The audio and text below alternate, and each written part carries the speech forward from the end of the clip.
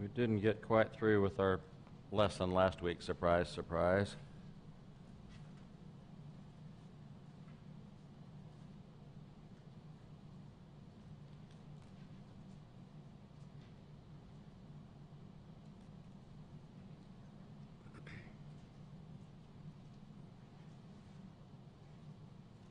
Did we really talk about the sacrifice of Isaac?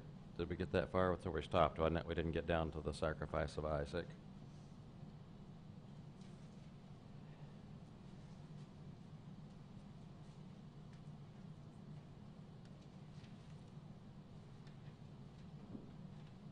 Why does God tell Abraham to offer Isaac? Why does God tell Abraham to offer Isaac?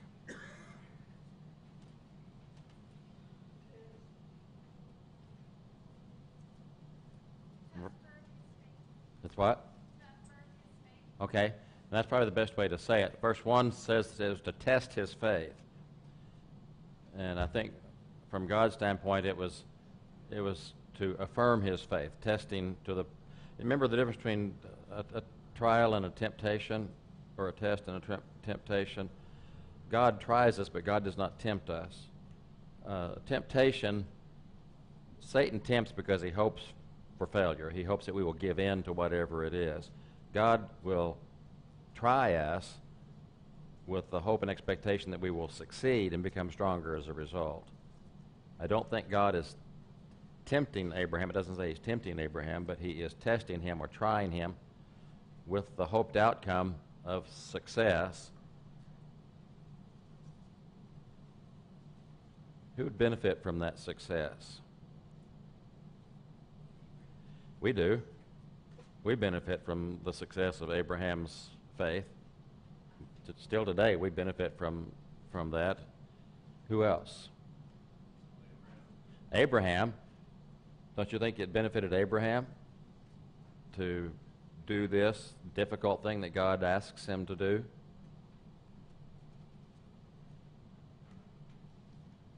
I wonder what impact it had on Isaac.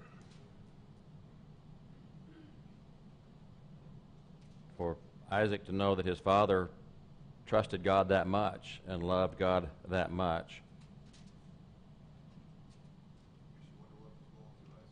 Yeah, we ask ourselves what's going through Abraham's mind, but what was going through Isaac's mind? And so...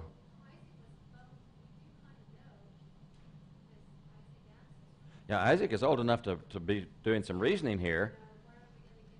Yeah. Yeah, it's going through his mind. And so Abraham takes Isaac and two of his servants and leaves the servants a little ways behind and then goes on up to offer the burnt offering. The thought is that this land of Moriah is the same place where the Temple Mount was in Jerusalem, that the same place where the sacrifice was to take place was the same place where the temple would be built later on. The Muslims have a slight different look at this. It's not Isaac, it's Ishmael. And they have Ishmael being taken up to be offered. And so they just changed the names a little bit. And notice in verse 2 how God describes Isaac even as he's talking to Abraham. I want you to offer, and then he describes Isaac as your son, your only son, whom you love, and go offer him as a burnt offering. In verse 4, it took a little while to get there, didn't it?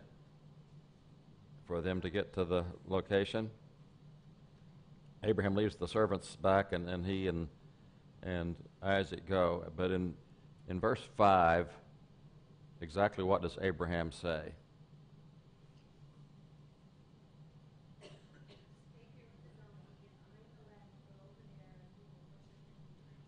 He says, Isaac and I will go up there, and we will worship, and I will return to you. We will return to you. And so Abraham says, we're going to go up there and we're going to come back. How's that going to work? I don't know. I don't know that he knew.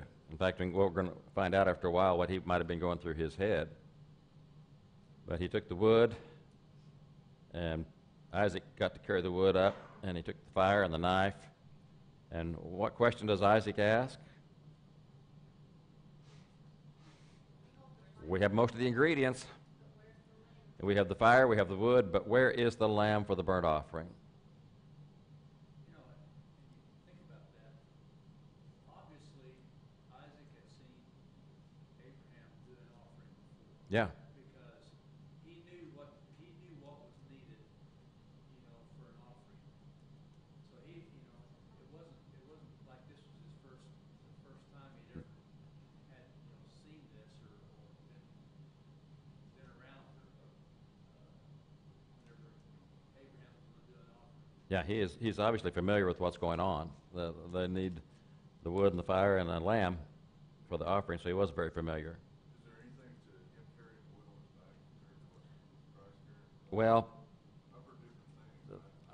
I guess you can stretch the allegory as much as you want to, but he did carry the wood on his back. And of course, the obvious application is a comparison to Christ in this sacrifice. Now, Abraham gets the wood ready. He ties up Isaac. He puts Isaac on the wood. This is when Isaac's probably really wondering. And when Abraham reaches up with his knife, stretches out his hand, and is preparing to slay his son, that's when the angel calls out and tells him to not harm him. And this, he says this is an affirmation in verse 12 that he fears or reveres God because he has not withheld his only son. And then Abraham looks up and sees the ram. He takes it, offers it up. What did he call that place? The Lord will provide. There's probably been nobody in all of history that believed that any more than Abraham did that day. The Lord will provide. It will be provided. Hmm? I'm no Hebrew scholar, but there in verse 8 and verse 14, I'm told the word provide is gyra in Hebrew. It could be see. Is that how yours is translated? Possible. It's always provided, translated provide, but it does mean, I'm told, see in Hebrew as well. See? Yeah. But all the modern translations translated provide.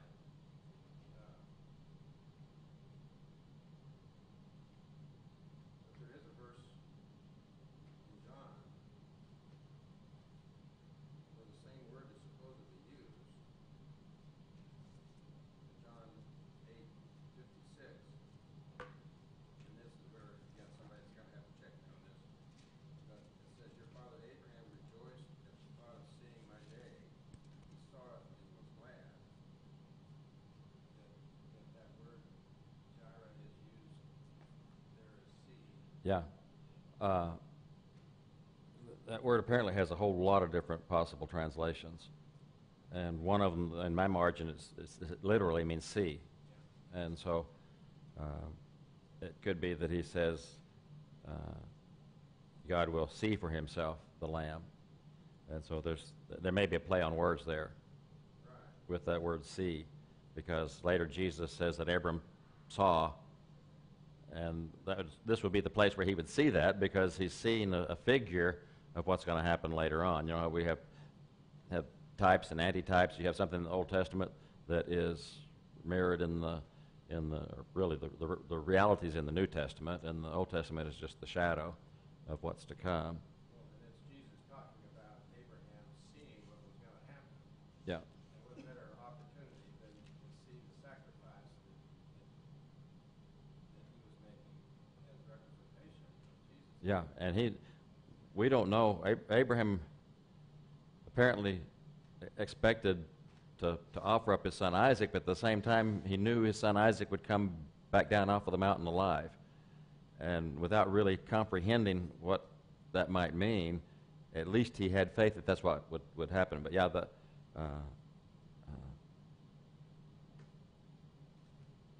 in verse 14 it says the Lord will provide, could also be translated the Lord will be seen.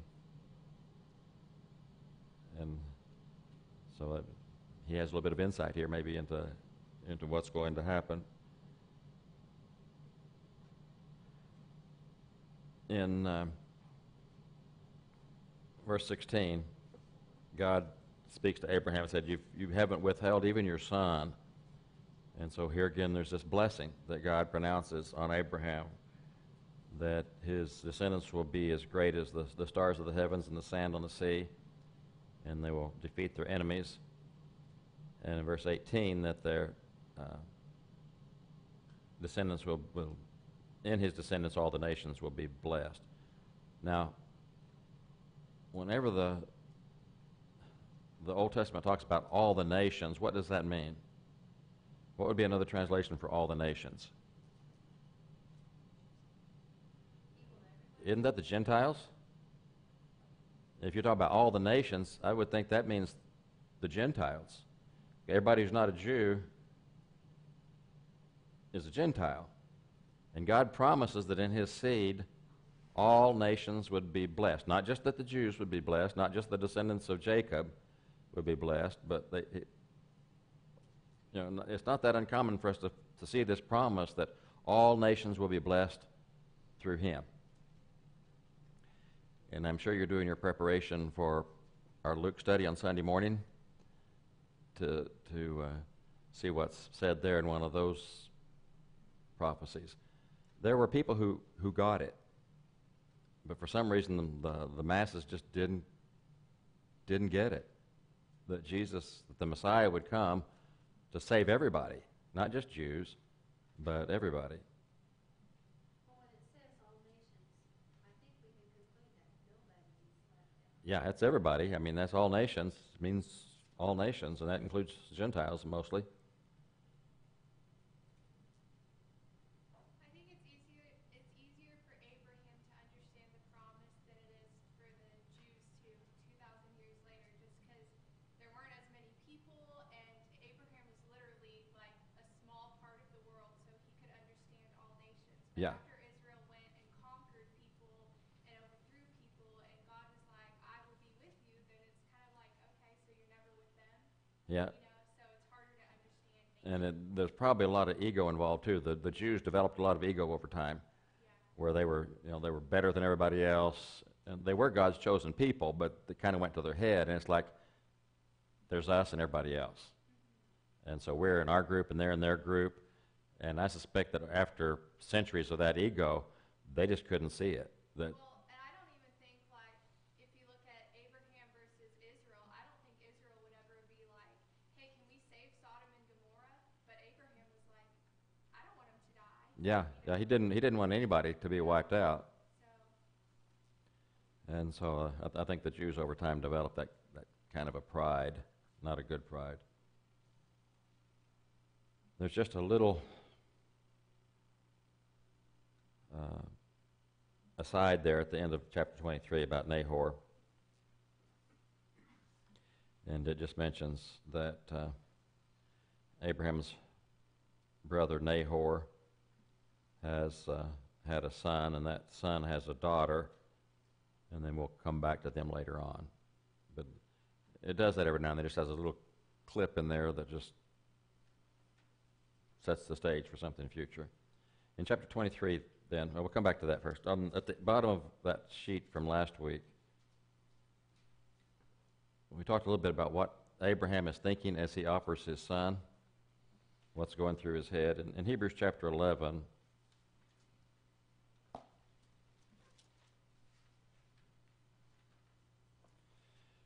now look in Hebrews 11:17, and when I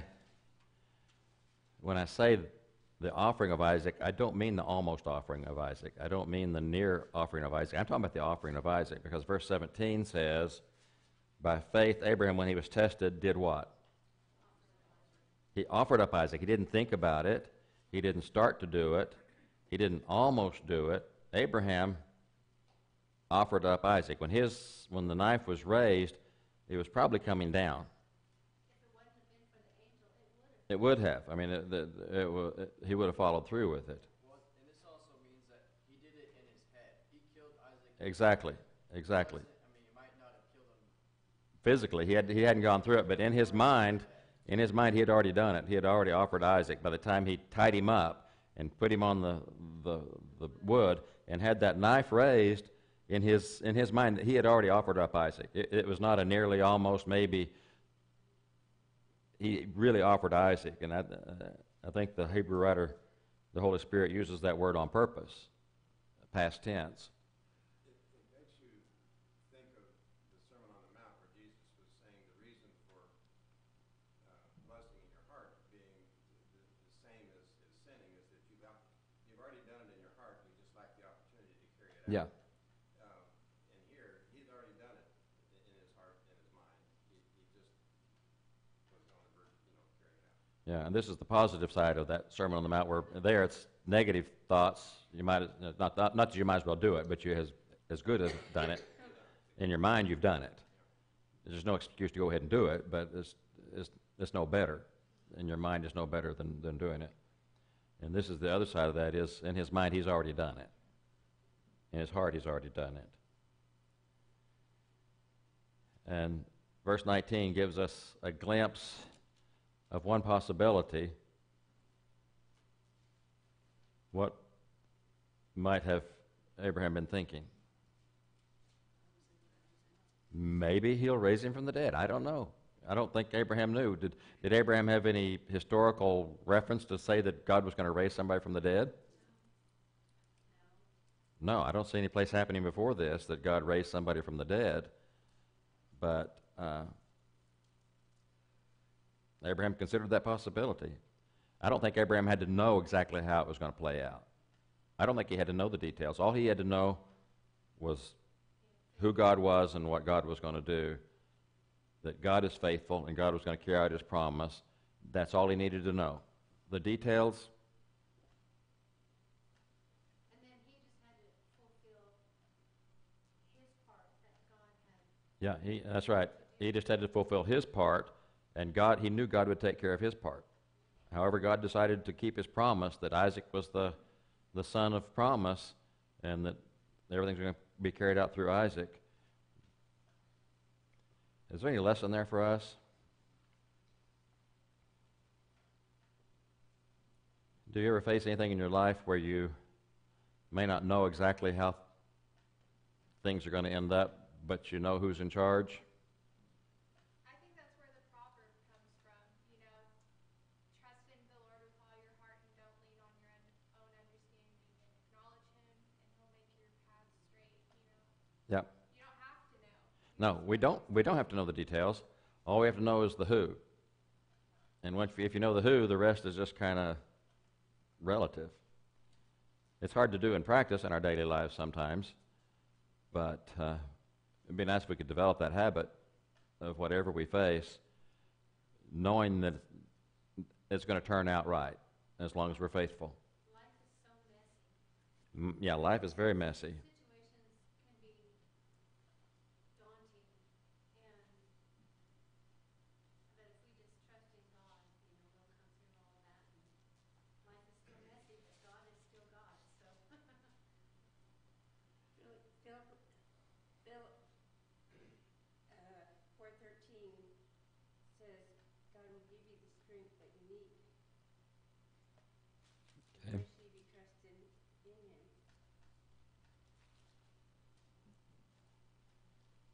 Bill? Philippians, yes. Yeah, Philippians chapter 4.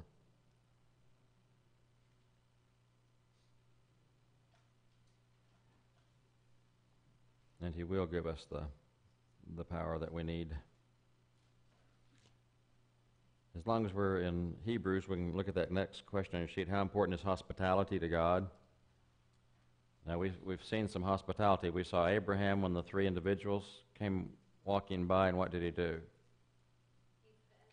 He fed them. And that, as we point out, that was not an easy task. They just didn't go to the freezer and stick it in the microwave. They started out with a live animal and ended up with meat on the table. And so Abraham extended that hospitality, which may be what it's talking about in Hebrews 13.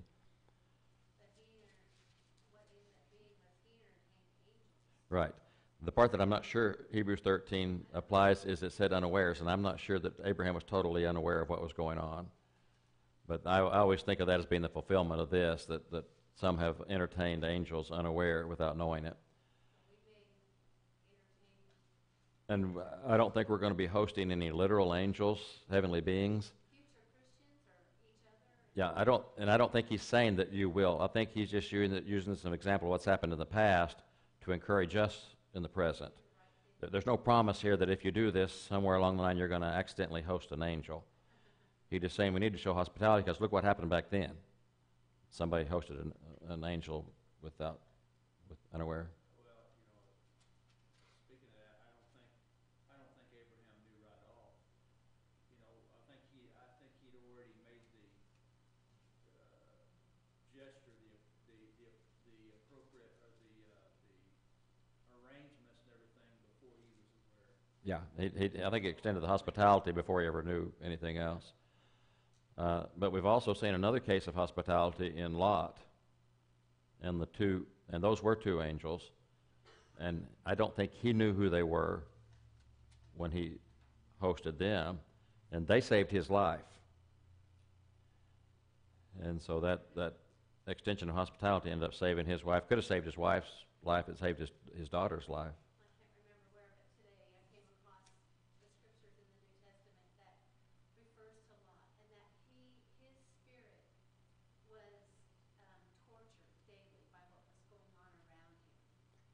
Yeah. So Yeah, Lot's spirit was tortured by everything going on around him. You wonder why he stayed there. I'm sure there was a reason, but he didn't go along with it. He certainly didn't agree with it. In 1 Peter chapter 4 and verse 9,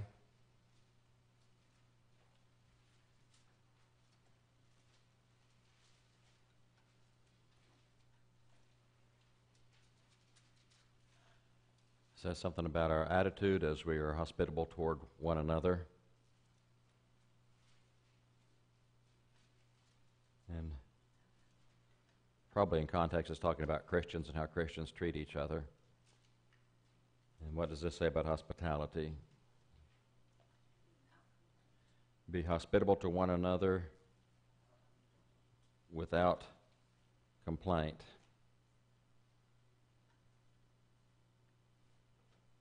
And then in Romans chapter 12,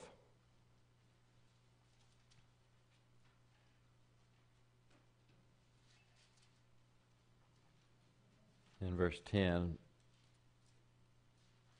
it says, be devoted to one another in brotherly love, give preference to one another in honor, not lagging behind in diligence, fervent in spirit, serving the Lord, rejoicing in hope, persevering in tribulation, devoted to prayer, contributing to the needs of the saints, practicing hospitality. So how important is hospitality toward God, or to God? Was it just one of those Old Testament things that that was their custom to be hospitable, and then we're not supposed to be hospitable today? No. I don't know what that will bring, being hospitable.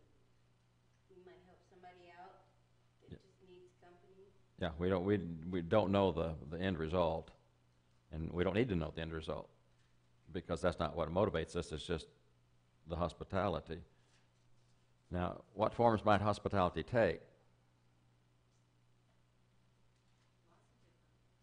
There might be as many different ways as there are people in this room to show hospitality, to take somebody out to eat, to provide a place for them to sleep, to bring them in from the cold. Yeah, give them a ride to work, pick them up from work, give them a ride, meeting their needs, taking them to a medical appointment. There are lots of things, a lot of ways I think that we can show hospitality. It doesn't have to be one certain thing.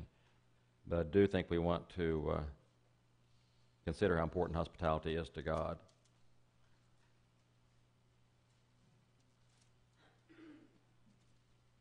If you look at the descendants of Lot back there in chapter 19, we saw the nations that descended from Lot.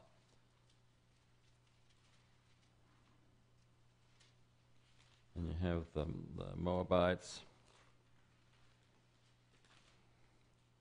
and the Ammonites. And what kind of relationship was there between the Moabites and the Ammonites later on? They were not best buddies. They were not good friends. And so this sets in motion an animosity that's going to last for a long, long time.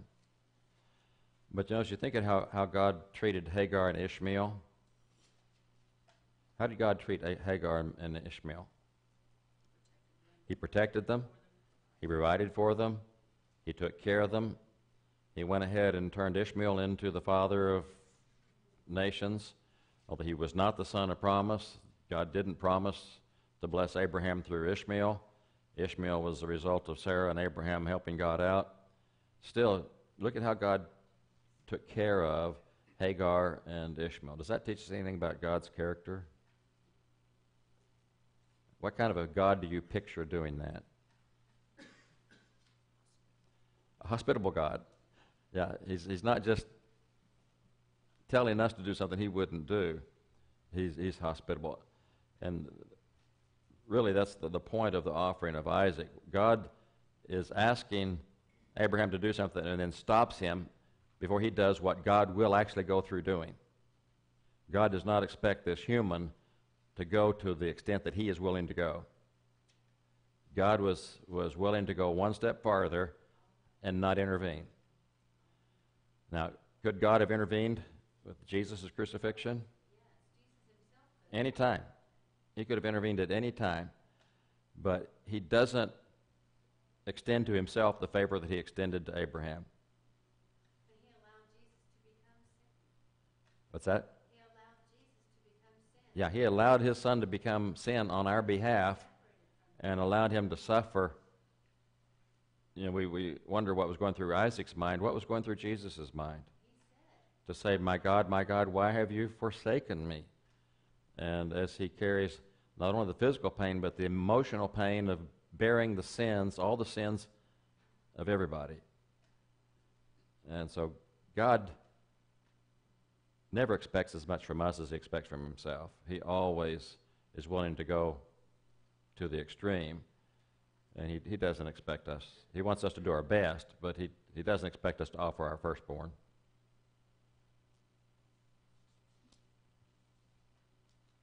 Okay. We have a couple of minutes left for tonight's lesson. In chapter 23, Sarah dies at the age of 127 years. Now, the problem that presents is, where is she going to be buried? Where's her body going to be placed? And so he goes to the people of that city, and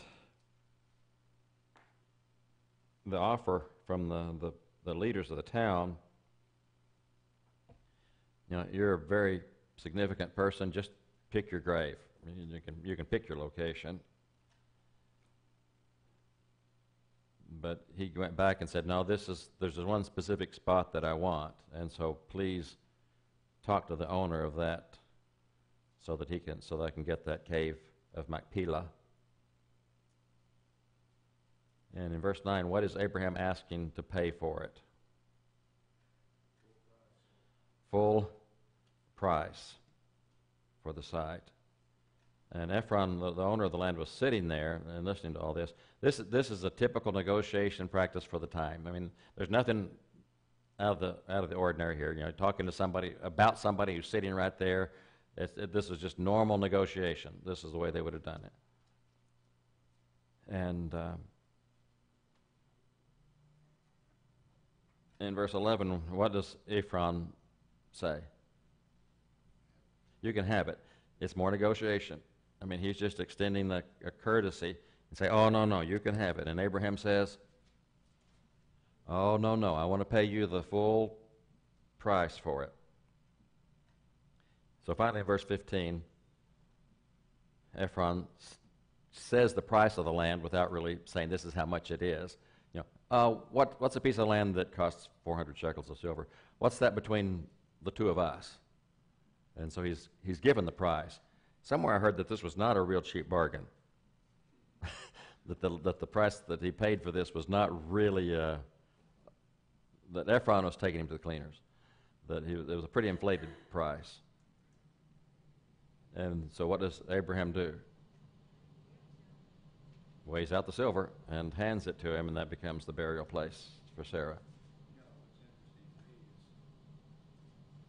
even though Abraham had been promised by God that he would have the land, all that land and everything, yet here Abraham is not saying, hey, God said I could have this anyway. You know, I mean, he goes through the process here like a humble servant that he is. Yeah, that's a good point. He had an army, and his army was able to track down kings and defeat them. And if he would have been a different kind of person, he could have said, I think I'll just have that cave for a burial spot. But he goes through the process and very humbly goes through the process and pays the full quoted price no matter what it is. And so you're right, it does show an attitude of service. That negotiation, what he did, and everybody knew what was going on. And then also, it solidified everything because he did actually buy it. He couldn't take it away from him at that point. Oh yeah, and he did it in this public place. Well, this was where legal things were transacted in the gate. And so you're right, it was signed, sealed, and delivered. Nobody could say that he didn't have a right to that field. Chapter 24 is really the focal point of what we want to look at tonight. Now, how does verse 1 describe how God has blessed Abraham? In every way. Now, we've already seen that he was a really, really rich person. He had a lot of silver and gold and cattle and servants, and this just says that God has blessed him in every way. Abraham calls his servant in. What does he send his servant to do? To go back to his family where they had. Remember, they came up the river, and then they Haran, and then they kind of came. Lot and Abraham and Sarah came on down into the land of Canaan, but Abraham's family stayed there. And so he says, go back up there and find a wife for Isaac. Why did he do that?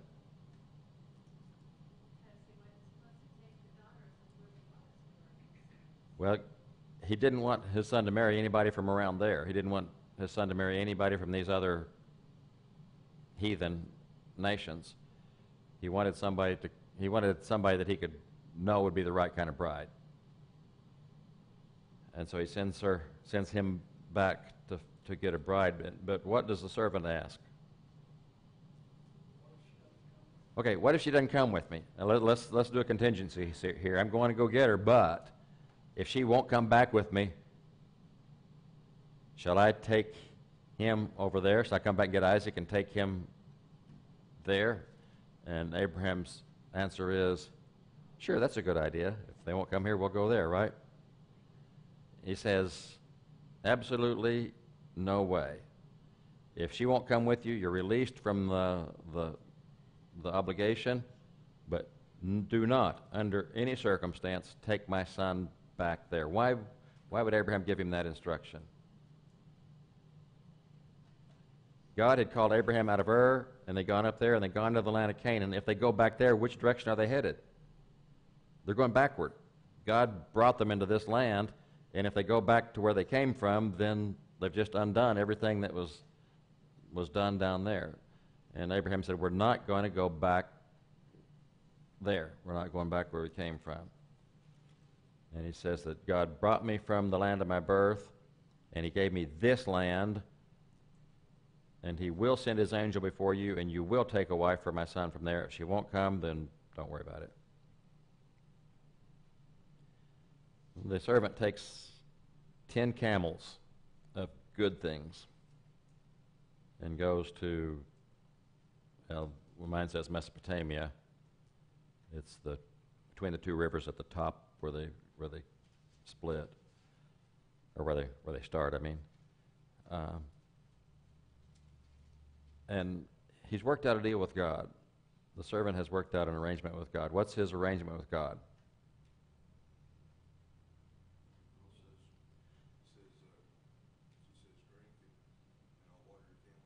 Yeah, he says, first of all, he says, okay, give me success today and show loving kindness for Abraham.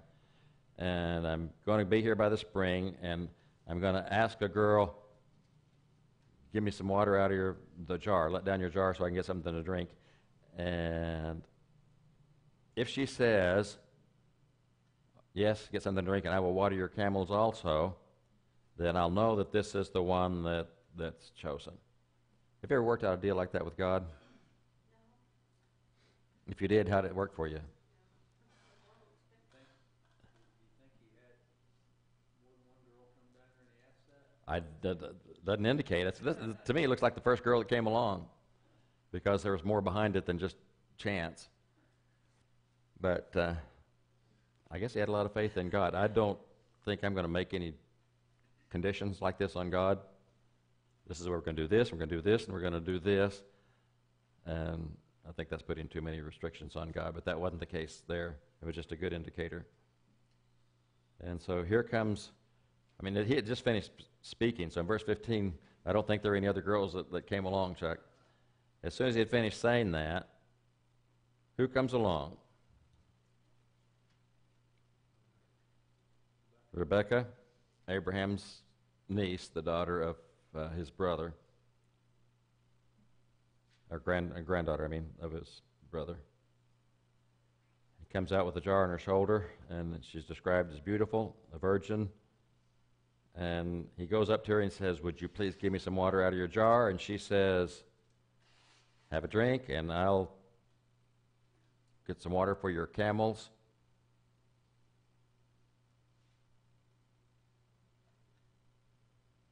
And he's just about to say hallelujah, but it hadn't quite put the finishing touch on it. And he takes a gold ring and some bracelets and gives them to her. But then in verse 23, he asks that key question. What does he say? Whose daughter are you? Who are you? And is there room for me to stay in your father's house? And she said, I am the daughter of Bethuel, who is the son of Milcah and Nahor. We have plenty of straw and room. And in verse 26, he says, hallelujah, because it went exactly according to plan. She went and told her household, Laban, her brother, and they are very happy to invite this man into their home. But you see here a good example of their hospitality. They don't yet know who he is. They know he has gold with him, but they don't know who he is. And so she, first of all, says, I will give you water, and I will give you water for your camels. And when he says, is there room in your house, to host us?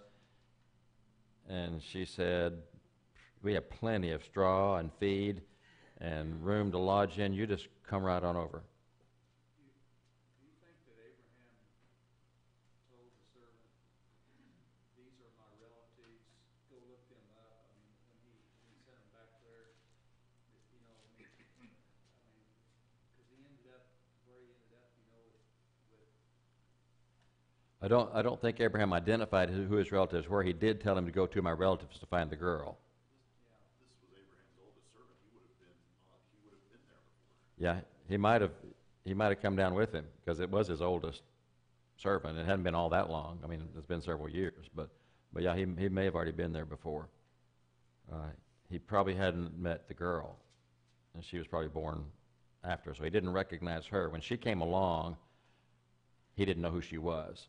But the rest of the family, he might have known who they were, although they didn't really know who he was, which might have been understandable for a servant. Verse 4, he said, go to my country, Yeah, my own relatives. yeah. He told him that. He told him, "I want you to find a girl for my relatives."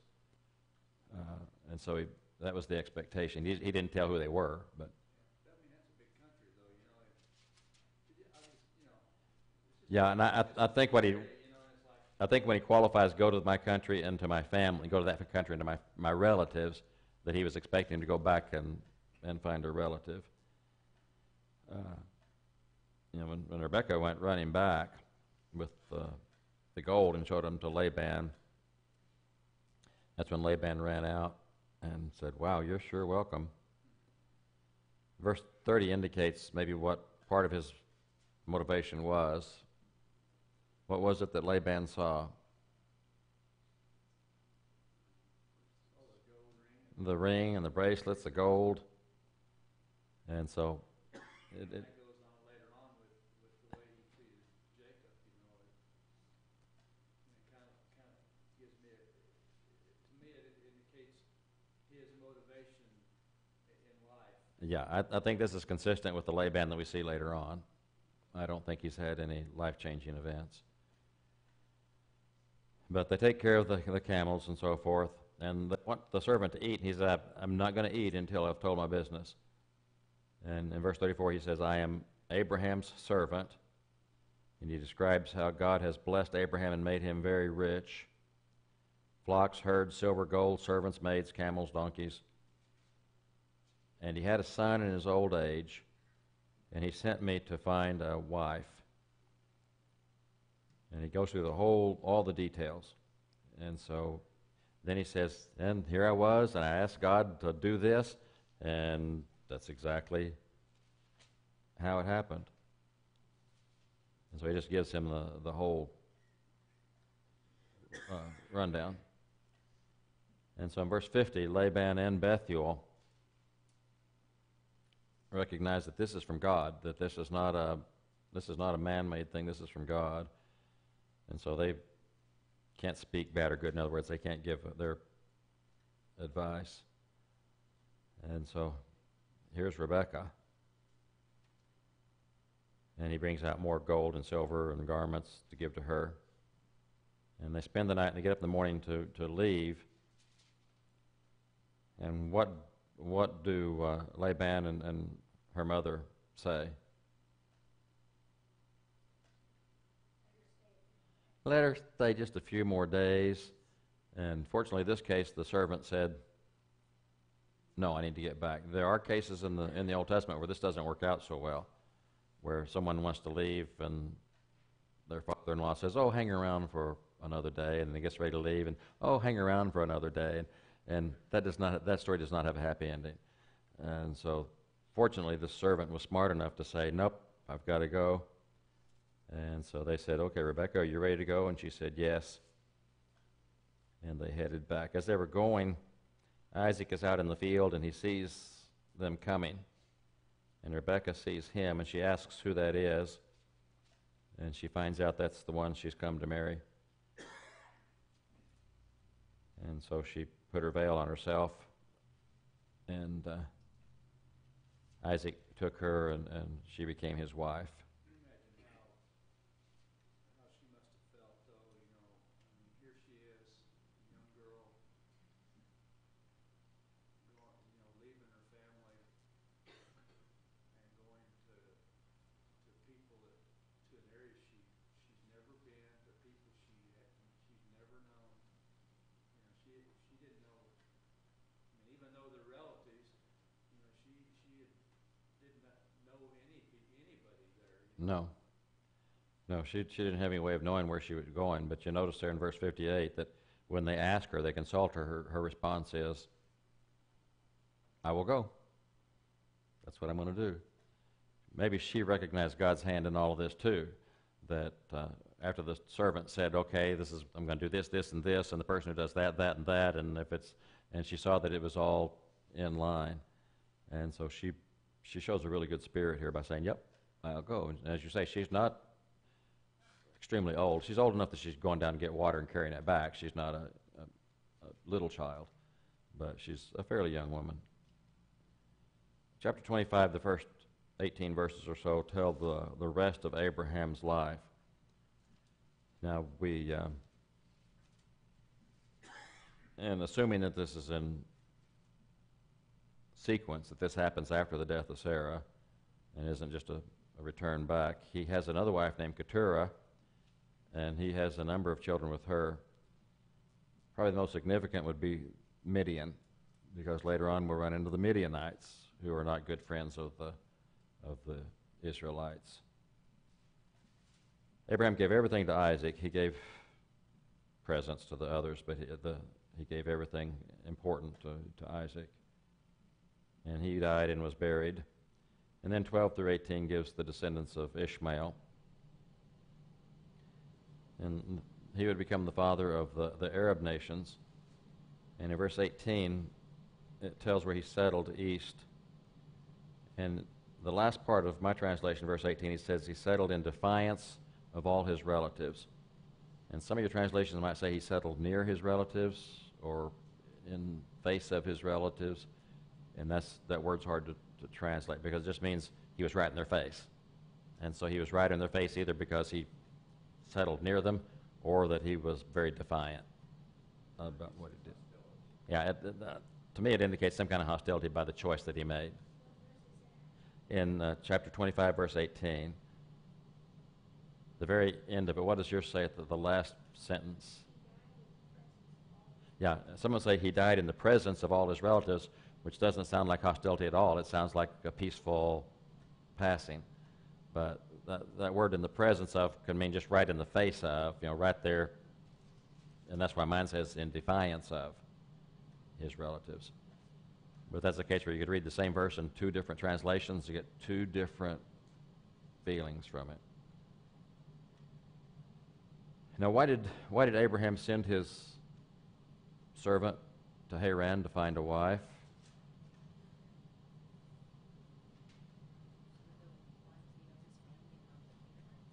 So that they could marry somebody from his family and not from the surrounding heathen nations.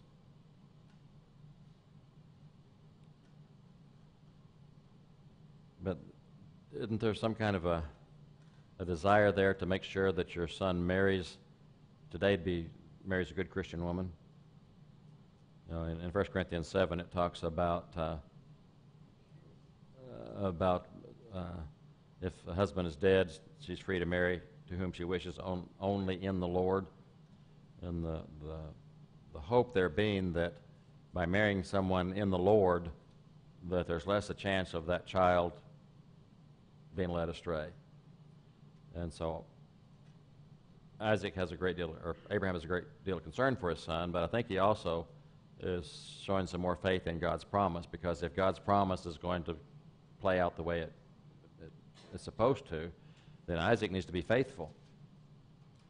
And he's going to need to have a faithful wife. What's the same way when Israelite was cleansing, when they were cleansing everywhere, like when they were conquering, they weren't supposed to take any wives or any food, or even, they're supposed to destroy everything. Yeah. Because even a little bit of taint can spread and greatly multiply really easily. And that's a good point. It doesn't take just a tiny bit to contaminate the whole bunch. And over and over and over and over again, they ignored that lesson to their detriment. And that's a lesson we need to learn, that just a little bit of leaven leavens the whole lump of dough. That when God says, I want you to be pure, he means I want you to be pure. Not, is it Ivory soap that's 99.9% pure? Is that what it is? How about 0.1% not pure? Is that going to be enough to... Not for what we're seeking, because it doesn't take much to contaminate and for it to grow. And I think Abraham understood that. The Israelites didn't understand that. Paul does understand that. that there's a reason. But what do we learn from the servant's experience? Well, I don't think we can learn that we can set conditions on God, but I do think that we learn that we can trust God. If we're sent on a mission, and as Jason pointed out very well on Sunday, if God gives us a work to do, He has already equipped us to do that work. We need to trust that fact. We need to not say, okay, He's giving me this to do, so I guess, well, I can't do it because there's this or that's not, something's missing. If God has given us a task to do, then He has equipped us for that task. That's just a lesson we need to learn sometimes the hard way, that God's the equipper. And the servant understood that God was going to carry it out just exactly the way it had been promised. What other lessons can we learn from these passages in Genesis that might have some meaning for us today? Or are they all just stuff in the Old Testament that doesn't? I think Abraham's journey really shows the growth of faith. And I feel like we doubt ourselves and we think, well, we're not as good as Abraham was, or we're not going to get there. But when you read Abraham's story and how many times God had to remind Abraham of His promise, Yeah. and how many times Abraham doubted or tried to change, he wasn't sure if God was going to do it this way, so, he was anxious, and Yeah. I think it just shows that, the relationship isn't always perfect, but it's the fact that God's in the relationship. Yeah, Abraham didn't always know how God was going to do it. He did always know that God would do it, but he didn't know how God was going to do it, and sometimes maybe we can help him out just a little bit. But that's a real good point about how many of those promises did Abraham witness in his lifetime. God said that his descendants would be as numerous as the stars in the sky and the sand on the sea. How much of that promise did Abraham personally witness during his lifetime? He said that his people, his descendants, would own that land. They would occupy that land. He had to buy a place to bury his wife. He didn't see that promise. And how about the one of all nations will be blessed through you? No, but maybe he saw a little bit of it. That's where the gyro part comes in. Yeah, maybe he saw a little bit of that on that mountain as he was getting ready to offer his son. Maybe that one he got just a little bit of a glimpse. And that's the one that matters. It doesn't matter whether he'd have a whole bunch of descendants or they'd own that land. The thing that was mattered was that all nations would be blessed through him, and I think he got maybe just a little bit of a glimpse of that. Well, all nations came through him. What's that? All nations came through him. Yeah, all nations would be blessed through him. Yeah. And so he got to see that, the type and the antitype there. Thank you very much.